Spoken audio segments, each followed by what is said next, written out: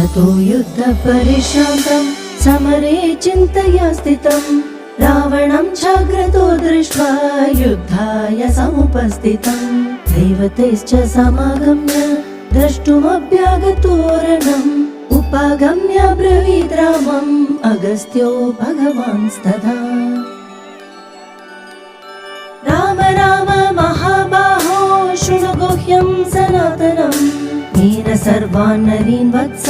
समरे विजयिष्यसि आदित्य हृदयं पुण्यं सर्वशत्रुविनाशनम् जयावहं जपे नित्यम् अक्षयं परमं शिवम् सर्वमङ्गलमाङ्गल्यं सर्वपापप्रणाशनं चिन्ताशोकप्रशमनम्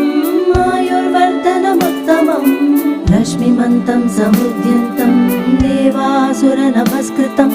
पूजयस्व विवस्वन्तं भास्करं भुवनेश्वरम्